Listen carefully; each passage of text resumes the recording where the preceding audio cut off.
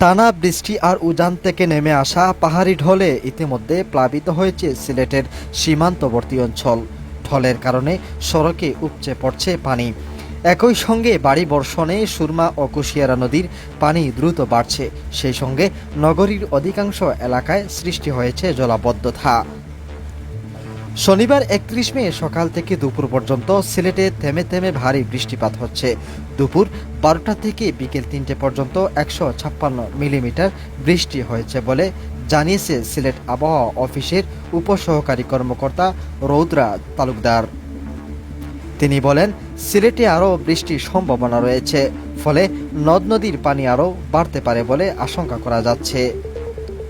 পানি উন্নয়ন বোর্ড সিলেট কার্যালয়ের তথ্য অনুযায়ী সুরমা নদীর পানি কানিশাইল পয়েন্টে বিপদসীমার মাত্র ৯ সেন্টিমিটার নিচে, আর কুশিয়ারা নদীর পানি ফেন্সগঞ্জ পয়েন্টে বিপদসীমার একেবারে কাছাকাছি পৌঁছে গেছে।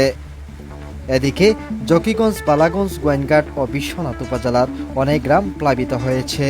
গড়ির ভেতরে পানি ঢুকতে শুরু করেছে। সাদা পাথর, জাফলং সহ সীমান্তবর্তী পর্যটন স্পট পানিতে তলিয়ে গেছে।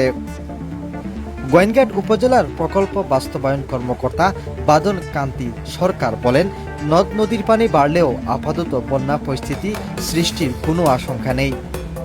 উপজেলার নিম্নাঞ্চলে প্লাবিত হয়ে অল্প মেয়াদে বন্যা হতে পারে।